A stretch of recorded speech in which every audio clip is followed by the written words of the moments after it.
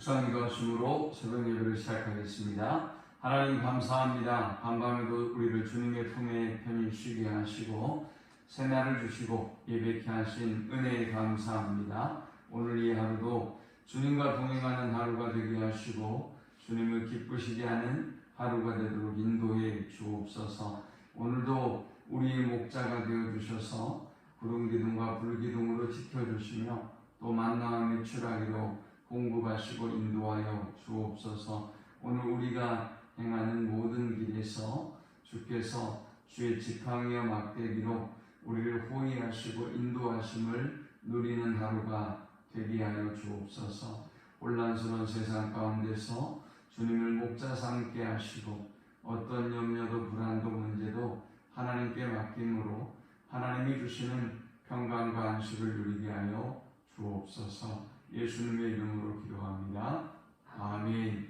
찬송 435장 드리겠습니다. 나의 영원하신 기여 생명보다 귀하다. 나의 갈 길 다가도록 나와 동행하소서.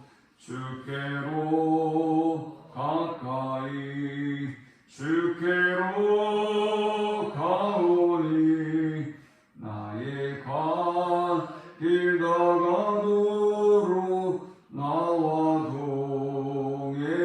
동행하소서.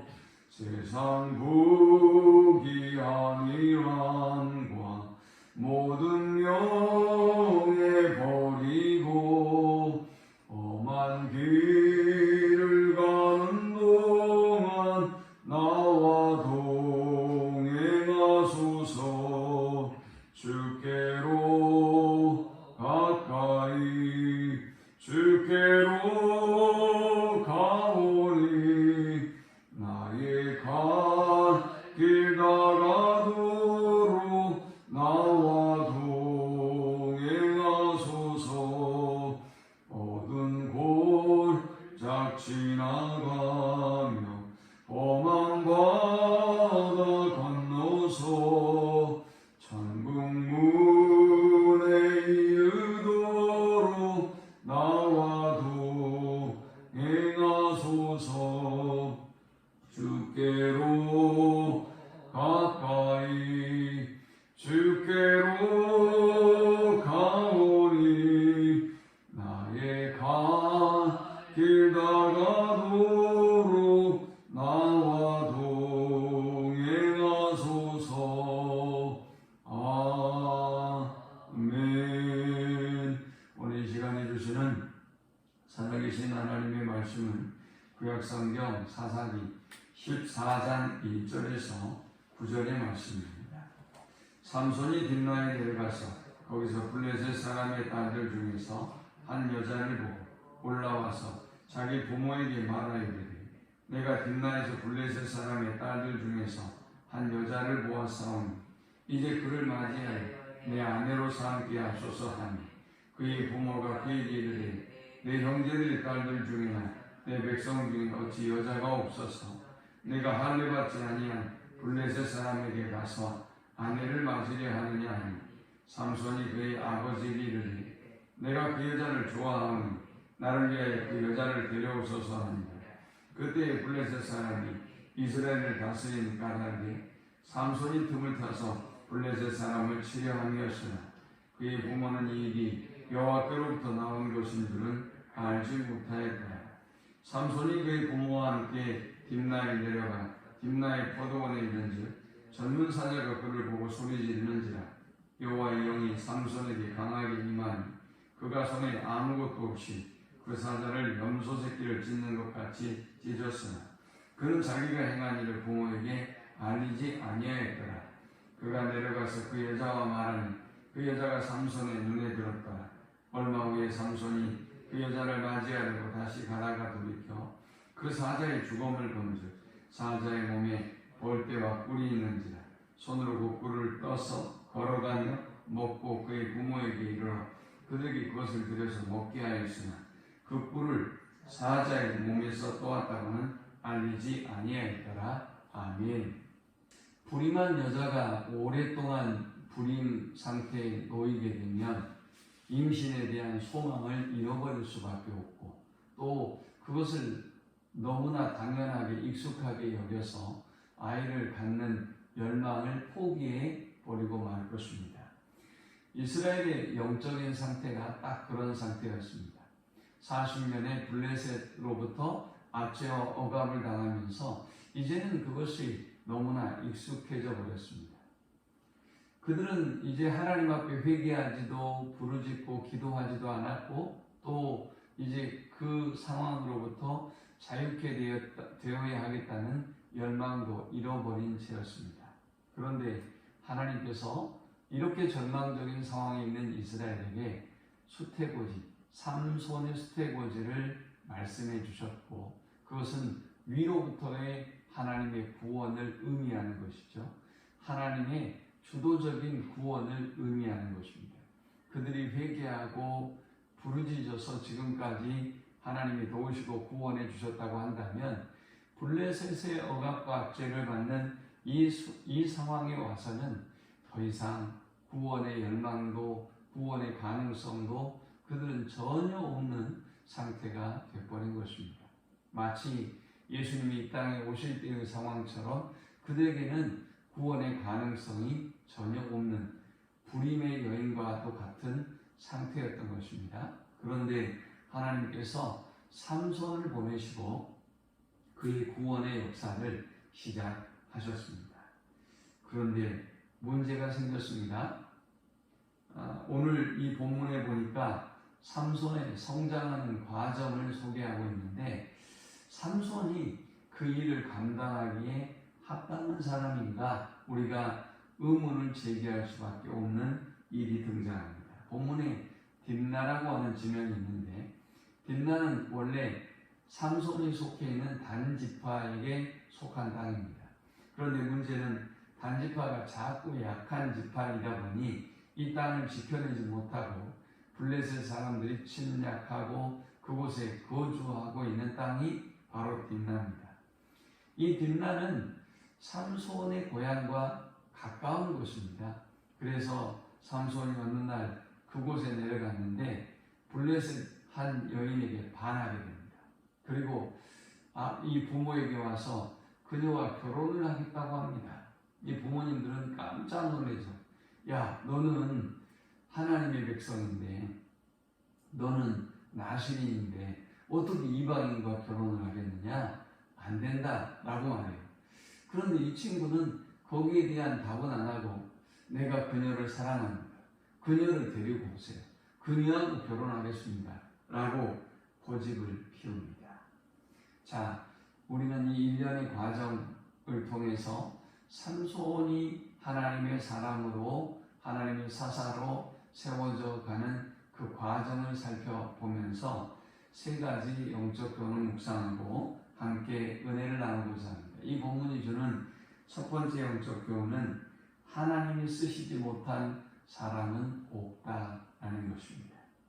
자, 이 하나님이 쓰시지 못한 사람은 삼손인데요. 삼손은 어떤 사람이기에 하나님이 쓰실 수조차 없는 사람이라고 제가 말하고 있는 것일까요? 첫 번째, 삼손은 2절에 보니까 매우 충동적인 사람이었다라는 걸 알 수 있어요.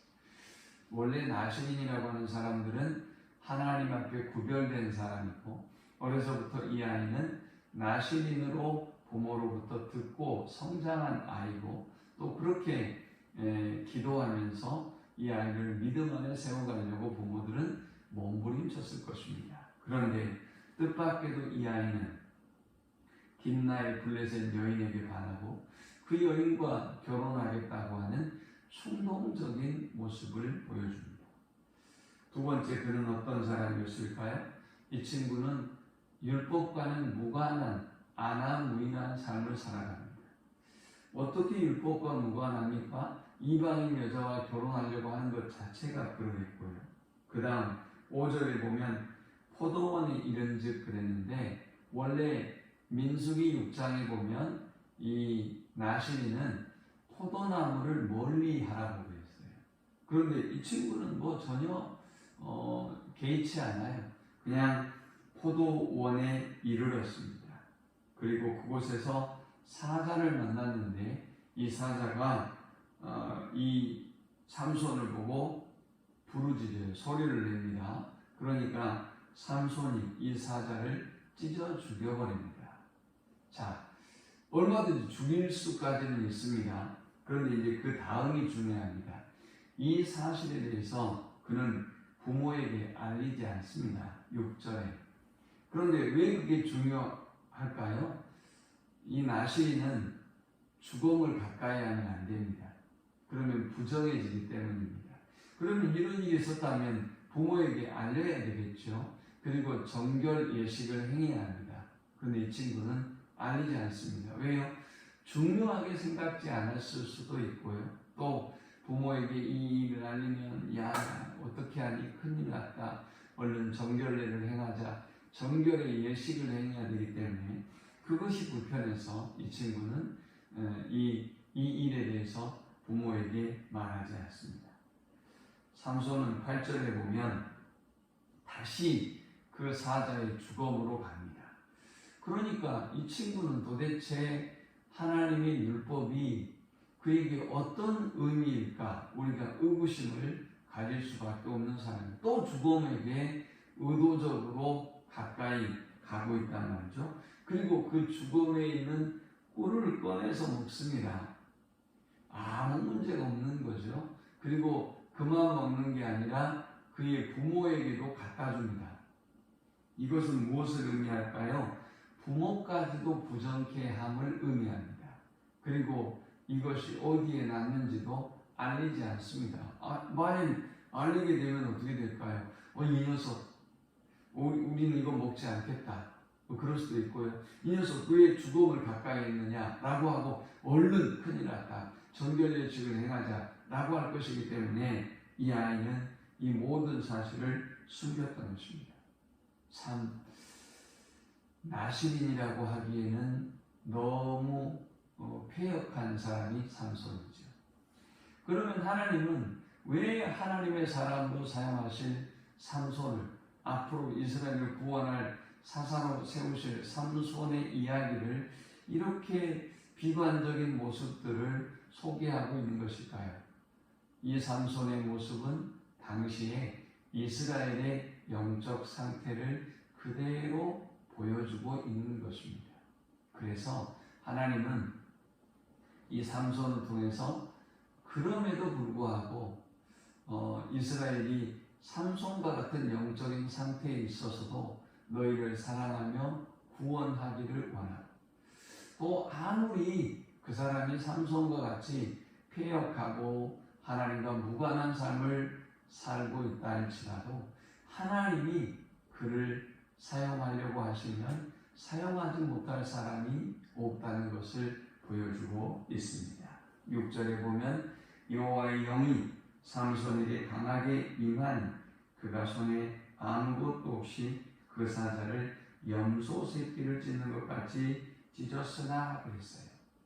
하나님의 영이 하나님의 성령이 이렇게 패역한 이렇게 하나님과 무관한 삶을 살고 있는 삼손에게 임할 때에 삼손은 이스라엘의 큰 사사가 되었던 것입니다.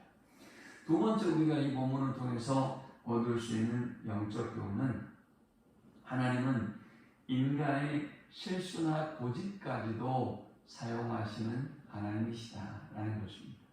인간의 충동도 인간의 고집도 인간의 실수까지도 사용하셔서 일하시는 분이 하나님입니다. 무엇을 통해서 알 수 있습니까? 1절에서 3절에 일어났던 이 일은요, 삼손이 충동적이고 자기 감정 또 어떤 자기 마음대로 행했기 때문에 일어난 일이에요. 그런데 하나님은 이 일을 통해서 오히려 블레셋으로부터 이스라엘을 구원할 계획을 세우시고 그리고 그 일을 행하여 가시는 것입니다. 하나님은 삼손의 이런 충동적인 모습까지도 하나님의 선한 일을 위해서 사용하고 활용하고 계심을 보게 됩니다. 우리 하나님은 인간의 모든 마음과 생각을 감찰하시고 아시는 하나님이잖아요.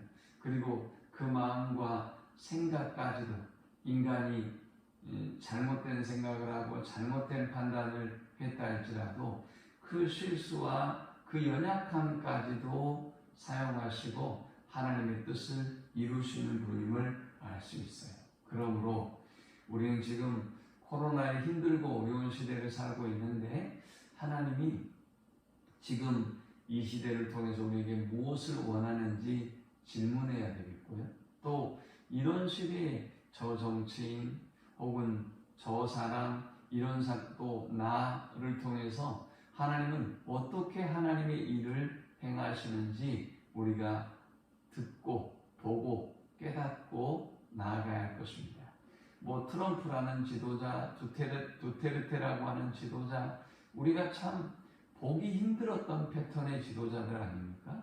그런데 하나님께서 이 사람들 통해서 어떤 일을 행하셨는지, 무엇을 원하셨는지 우리는 영의 눈을 열고 보아야 하는 것입니다. 마지막 세 번째 우리가 이 본문을 통해서 얻을 수 있는 영적 교훈은 하나님의 관점에서 생각하고 바라보라라는 것입니다. 자, 4절에 보니까 그때의 블레셋 사람이 이스라엘을 다스리는 까닭에 삼손이 틈을 타서 블레셋 사람을 치려 함이었으나 그의 부모는 이 일이 여호와께로부터 나온 것인 줄은 알지 못하였더라 했습니다. 하나님은 삼손의 이런 생각과 충동까지를 사용하셔서 블레셋으로부터 이스라엘을 구원할 계획을 하시고 그 일을 시작하셨는데 그 부모는 전혀 이 일을 알지 못했던 것입니다. 수태고지 13장 3절에 보면 이렇게 끝부분에 말씀하고 있어요. 그가는 삼손이에요. 그가 블레셋 사람의 손에서 이스라엘을 구원하기 시작하리라 라고 했어요. 삼손을 이 수태고지 하면서 너희에게 태어나는 이 아이가 블레셋으로부터 너희를 구원하는 일을 시작할 거야 라고 마노아의 아내에게 얘기했는데, 마노아의 아내는 아이의 출생에 대한 이야기를 하지만 13장 3절에 방금 그 부분은 빼놓습니다. 왜? 지금은 자기 고통에 또 자기 희망에 자기 문제가 해결됨에 집중하고 있기 때문에 어떤 나라와 민족을 향한 하나님의 구원의 역사 따위는 관심이 없었던 것이죠. 그런데 그 부분에 대해서 놓치고 남편에게 이야기했던 아내의 모습에서 우리가 볼 수 있듯, 또 오늘 4절에 등장하는 우리 애가 왜 저러나, 왜 저 블레셋에 가가지고 저런 일이 일어나나, 하나님 왜 이런 일이 일어나는 것입니까? 하나님 우리는 어떻게 해야 됩니까? 라고 기도하고 하나님 저들의 마음, 우리 아들의 마음을 돌이켜 주십시오 그런다 할지, 하나님의 뜻과 계획을 알게 해달라고 기도할지 해야 하지 않겠습니까? 그런데 이 상황을 보고 도대체 왜 우리 가정에 우리 아이에게 이런 일이 일어나는지 그들은 깨닫지 못했던 것입니다. 그래서 본문 4절에는 그것을 다시 환기시켜주고 있습니다. 이런 일이 일어난 것은 하나님께서 이스라엘을 구원하기 위함이었고 지금 그 일이 구체적으로 시작되고 있다는 것을 말하고 있는 것입니다. 그러므로 우리는 모든 일들을 하나님의 관점에서 보아야 합니다. 우리 주변에 어떤 사람이 어떤 일을 행하든 그것도 하나님의 관점에서 바라보고 생각해야 되는 것입니다. 어떤 사건이 벌어지든 어떤 문제가 벌어지든 코로나가 오든 경제적인 어려움이 있든 이 모든 것들을 하나님의 관점에서, 하나님이 왜 우리에게 이런 일을 행하실까? 왜 이런 일이 있는 것일까? 우리가 질문하고 생각하고 바라보아야 하는 것입니다. 이 말씀을 기억하면서 하나님이 쓰시지 못할 사람은 없다. 하나님이 건지지 못할 어떤 상황도 없다. 하나님은 우리 같은 죄인들을 통해서도 일하시고 하나님의 놀라운 일을 행하신다. 라는 사실을 깨닫고 끊임없이 기도하고 또 하나님 앞에 귀하게 쓰임받는 우리 모두가 되시기를 축원합니다. 하나님 감사합니다. 귀한 말씀을 통해서 은혜 받고 깨닫게 하심을 감사합니다. 패역한 삼손을 통해서 일하시는 하나님, 오늘 우리도 연약하고 무익한 종이나 그러나 하나님이 쓰시지 못할 사람은 없는 줄 믿습니다. 하나님 우리를 불쌍히 여기시고 우리를 통해서 민족이 또 나라가 하나님 앞에 돌아오는 일을 위하여 쓰임받도록 인도해 주옵소서. 예수님의 이름으로 기도합니다. 아멘. 지금은 우리 주 예수 그리스도의 크신 은혜와 성부 하나님의 극진한 사랑과 성령의 인도 보교통 충만케 하심, 오늘 이스라엘의 영적인 상태처럼 삼손의 영적인 상태처럼 우리는 패역하고 우리는 하나님 앞에 설 수 없는 사람들이나 하나님이 사용하시며 성령이 우리에게 임하셔서 우리를 통해서 일하시면 능치 못할 일이 없음을 알고 하나님 앞에 귀하게 쓰임받기를 소망하는 모든 주의 백성들의 머리 위에 이제로부터 영원토록 함께 있을지어다. 아멘.